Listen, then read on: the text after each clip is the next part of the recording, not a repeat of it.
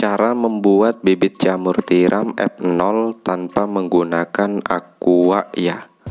Baik, sebelum masuk ke pembahasan, mari kita gunakan handphone atau teknologi yang kita miliki bukan hanya sekedar mencari uang ya, tetapi sebagai sarana untuk mencari ilmu.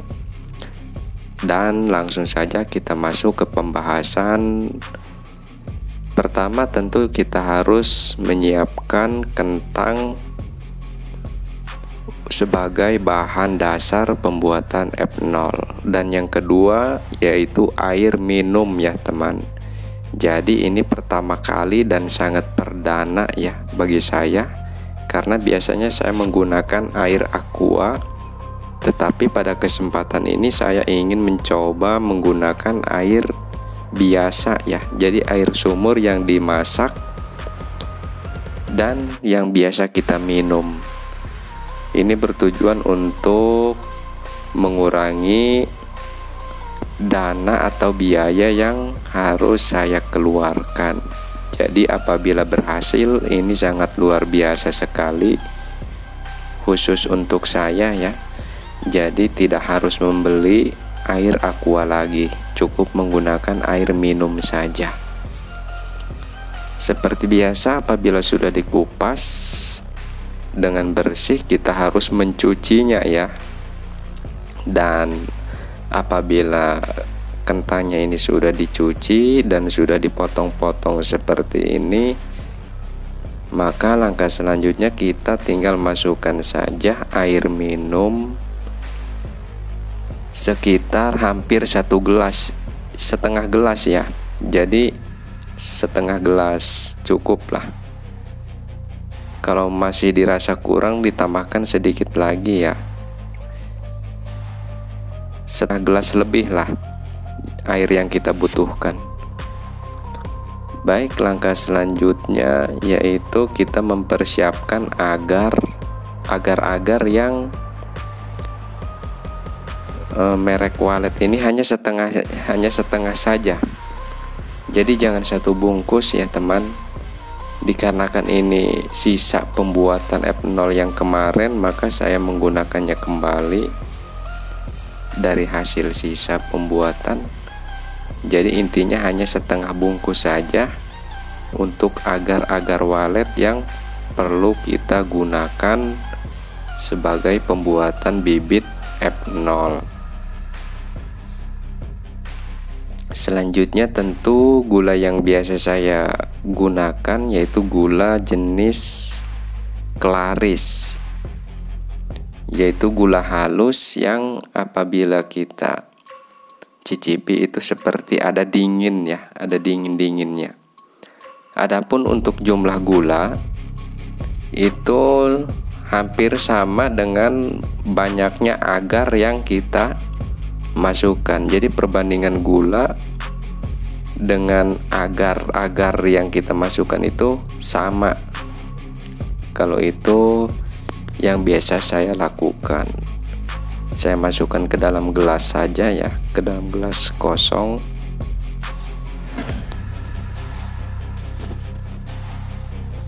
Dan kemudian sedikit diaduk dan nanti kita akan rebus ya. Jadi kentang yang tadi sudah kita cuci dan berikan air, kita rebus selama kurang lebih 15 menit. Apabila kekurangan air dikarenakan penyusutan ya, maka silahkan ditambahkan kembali airnya. Cukup menggunakan air biasa saja ya teman. Mungkin ini sangat cocok sekali buat pemula ya, teman-teman pemula di dalam cara pembuatan F0,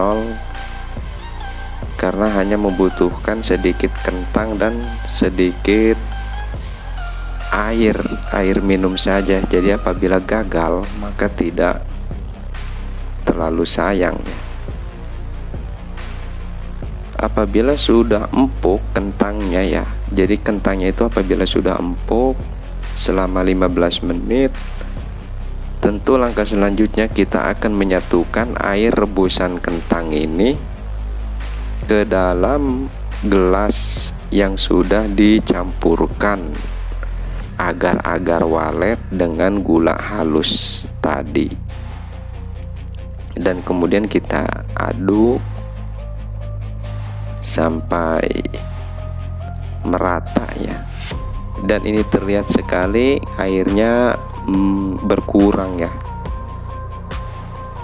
maka kita harus menambahkannya kembali karena ini kekurangan air. Kita akan memasak yang kedua kalinya ya teman. Jadi yang pertama itu sudah kita rebus kentangnya dan diambil airnya dan diaduk dengan media agar dan gula.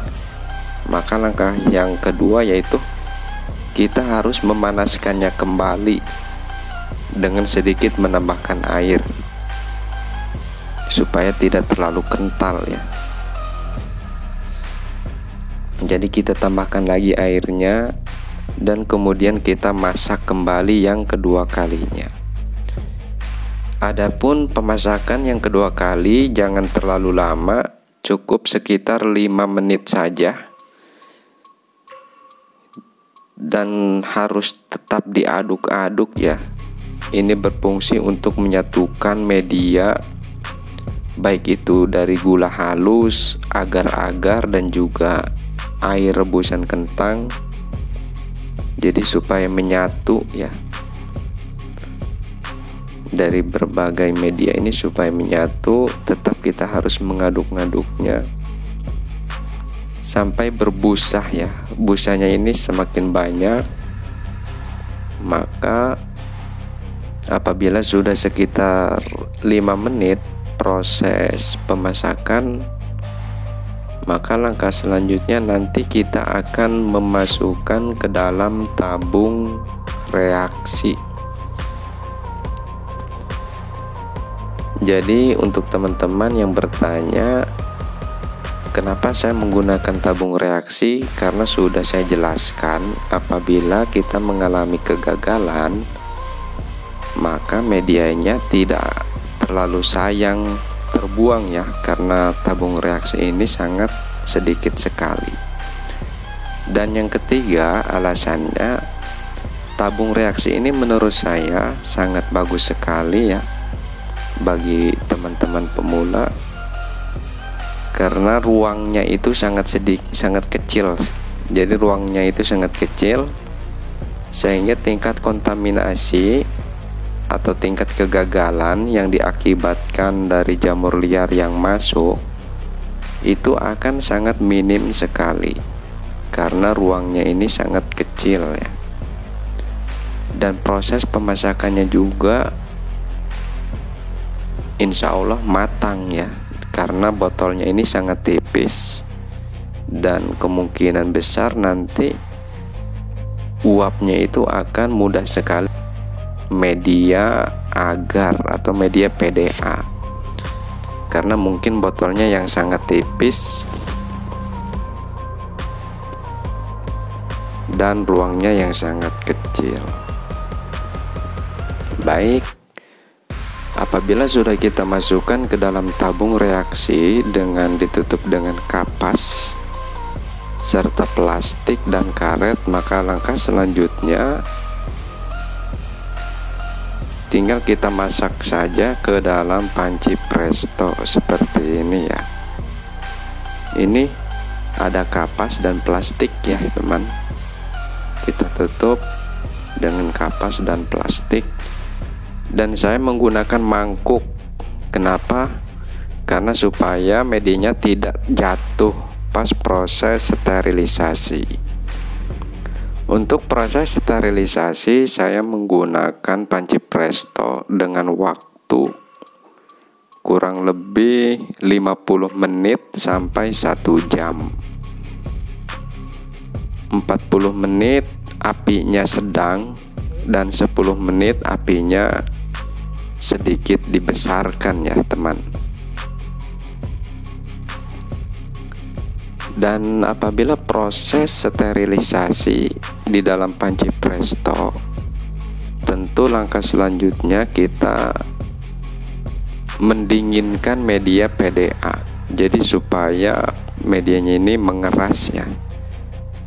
Adapun cara mendinginkan media PDA, jangan terlalu miring ya. Jadi sekitar berapa derajatnya? Jadi intinya kita harus mengganjal. Proses pengganjalan bertujuan media PDA ini jangan mengenai kapas. Jadi kita harus mengganjal di bagian mulut tabung dengan sesuatu ya, supaya pas proses pendinginan tidak mengenai kapas. Baik, langsung masuk ke proses pemberian bibit ya, atau proses inokulasi bibit jamur tiram ya. Adapun bagaimana cara saya mengambil jamur tiram sebelum diinokulasi?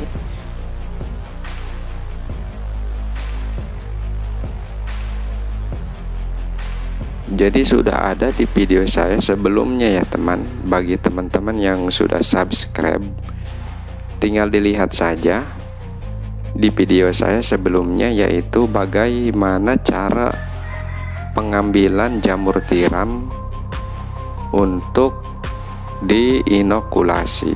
Jadi sudah ada cara pengambilan jamurnya di video sebelumnya, tinggal dicari saja ya. Tinggal dicari saja.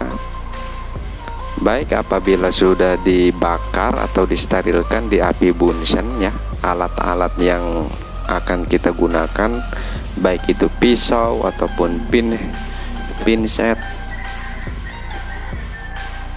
tentu langkah selanjutnya kita akan mengambil daging jamur. Hal yang perlu diperhatikan, saya biasa mengambil daging jamur itu di bagian dalam ya. Jadi kita buang dulu kulit di bagian luar. Jadi kita hanya membutuhkan daging jamur yang berada di bagian dalamnya saja. Tentu di bawah daun jamur. Jadi di tengah-tengah batang ya, intinya kita harus membuang kulitnya dulu. Jadi kulitnya jangan ikut dimasukkan ya, karena itu jelas banyak sekali bakteri kalau dimasukkan. Jadi kita hanya membutuhkan daging jamurnya saja. Tentu kita harus menyobek dengan hati-hati,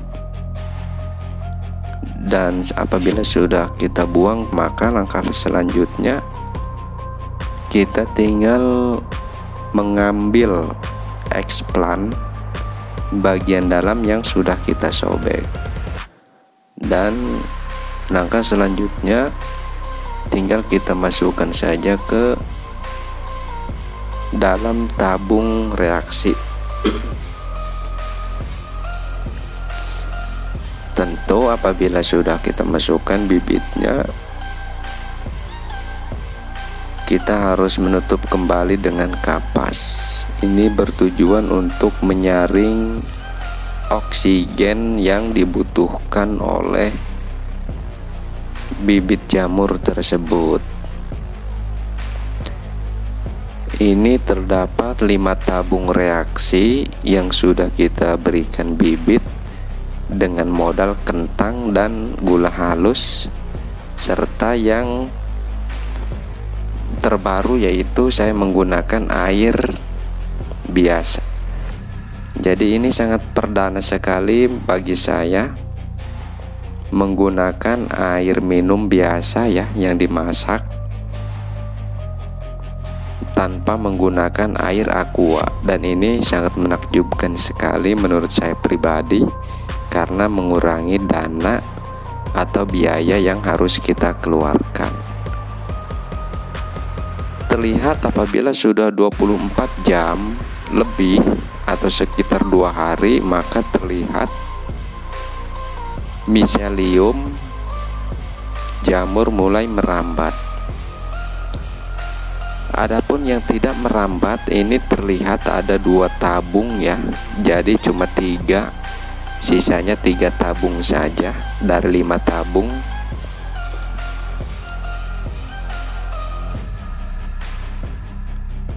Terlihat miseliumnya sudah mulai menyebar dan sudah mulai berbulu ya.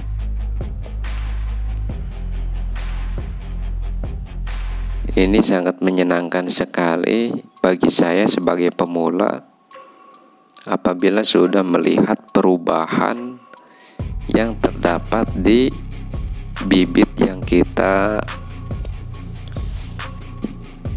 inokulasi. Dan ini penampakan miseliumnya sudah semakin melebar ya. Alhamdulillah untuk 3 tabung ini sementara tidak terkontaminasi.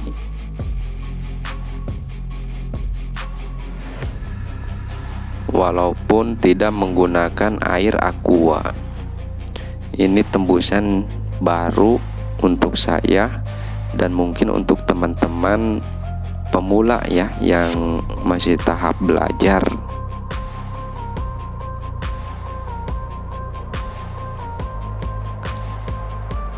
Sekitar 1 minggu